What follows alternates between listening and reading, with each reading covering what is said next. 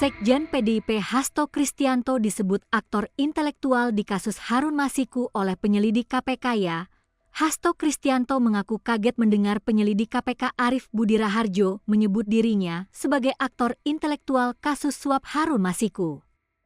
Hasto mengatakan, dalam proses pengurusan pergantian antar waktu, PAW, Harun Masiku dirinya hanya menempuh hak konstitusional partai politik mengajukan judicial review ke Mahkamah Agung, MA. Hasto mengatakan, upaya hukum PDIP meminta fatwa ke MA merupakan tindakan organisasi yang menjadi hak semua orang. Upaya hukum ini, kata Hasto, sama seperti halnya penyelidik KPK menerima surat perintah penyelidikan, sprinlidik, dari lembaga anti rasuah.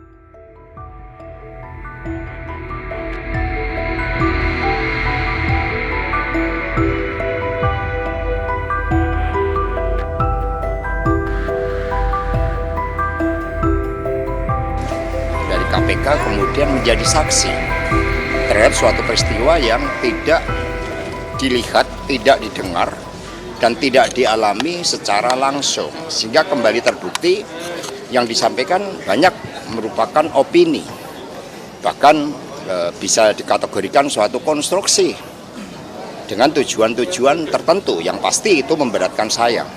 Yang saya kaget juga disebut sebagai aktor intelektual. Hanya karena memberikan suatu arahan, kemudian melaporkan, itu dianggap sebagai suatu aktor intelektual. Padahal apa yang saya lakukan terhadap proses awal adalah suatu tindakan konstitusional sebagai hak resmi dari partai politik untuk melakukan judicial review ke Mahkamah Agung dan meminta fatwa ke Mahkamah Agung.